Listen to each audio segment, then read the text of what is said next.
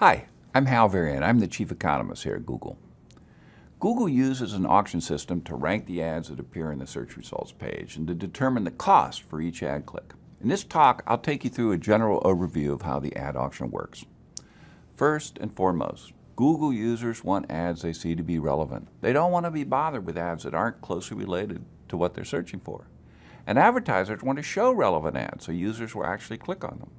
Meantime, Google wants to provide a good experience for users and a good value to advertisers so they come back and use their services again in the future. Now, I'd like to walk you through what a traditional auction looks like.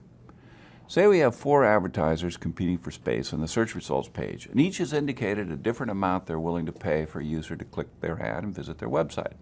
$4, $3, $2, and $1. I'll refer to these amounts as the bids. Now, in a traditional auction, ad positions will be determined exclusively by bids. The highest bidder would get the first position, second highest bidder the second position, and so on. Google uses a variation of what's called a second price auction. And in a second price auction, the buyer doesn't have to pay their full bid. They only have to pay the amount of the next highest bidder below them. So in this particular case, the first advertiser was bidding $4, but they'd only have to pay $3, which is the bid of the second highest advertiser. Same thing applies to advertiser 2 and to advertiser 3. This design allows each advertiser to bid their true maximum willingness to pay for a click, but they only have to pay just enough to beat the competition. Now, in our Google auction, advertisers only have to pay when they actually receive a click, and the order isn't based just on bids. Why? Because we want to show more useful ads in a higher position on the results page. Because users want to see relevant ads. Advertisers want to present relevant ads to users, and Google wants both advertisers and users to have a good experience so they come back and continue to use our system. So we consider some other factors in addition to an advertiser's bid. The first factor is your expected click-through rate. This is our prediction of how often your ad will be clicked on when it's shown. All across Google, we rely on user feedback to drive decision making, and user click-through rates tell us what Google users really respond to. By allowing users to vote with their clicks, we have millions of people who are helping us to decide which ads are best for each search query. The next factor is your ad's landing page experience. An ad is only useful to a user if the landing page it leads to helps them find what they're looking for. A highly relevant landing page yields a higher score. What does a high-quality landing page look like? Well, it should have relevant and original content that helps a user complete their task. It should be easily navigable and be transparent about the nature of your business, how your site interacts with a visitor's computer, and how you intend to use a visitor's personal information. Another factor that's involved is ad relevance. Google determines ad relevance by analyzing the language in your ad to determine how well it relates to the query. This is a way to measure the ad's relevance to the user's search and to make sure that only useful ads are shown. It also prevents advertisers from simply paying their way onto search that's unrelated to their product or service. Your expected click-through rate, the landing page experience, and the ad relevance are all factors that describe the quality of your ad. We also consider the expected impact of any ad formats that may show with your ad.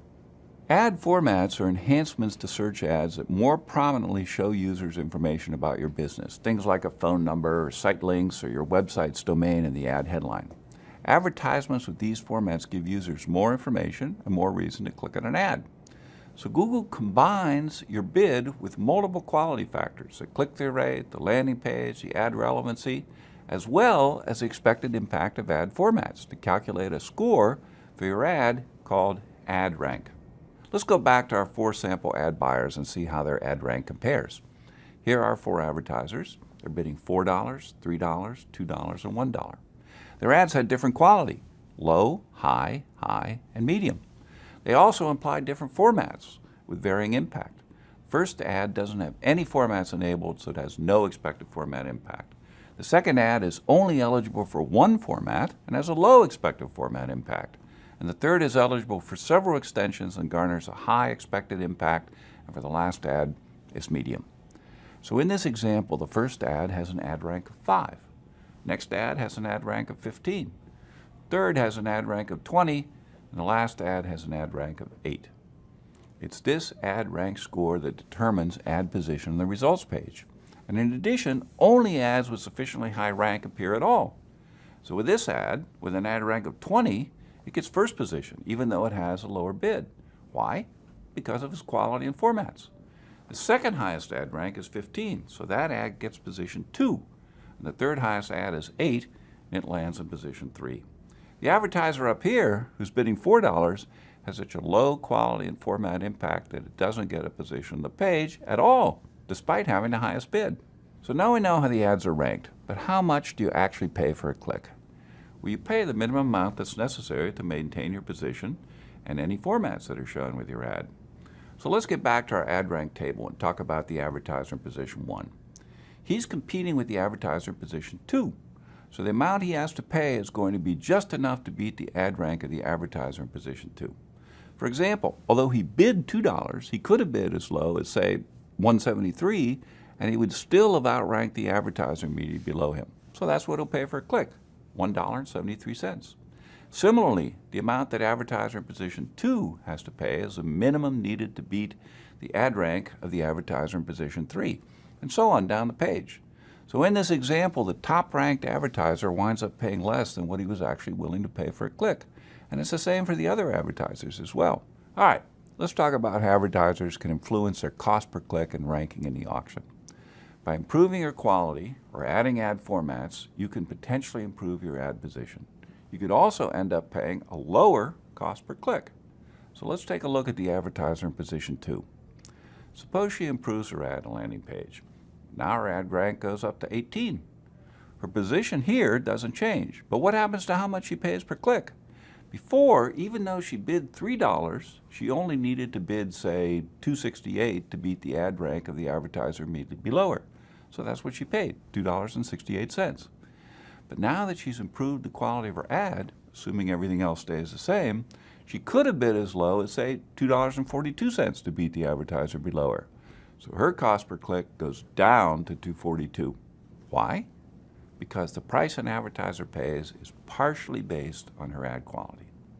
Now imagine this advertiser wants to move to a higher position. So she increases her bid to $3.50. Now her ad rank goes up to 23. That's enough to give her a highest ad rank and to move her into position 1. And what does she pay? The amount that would be just enough to beat the ad rank of 20 below her.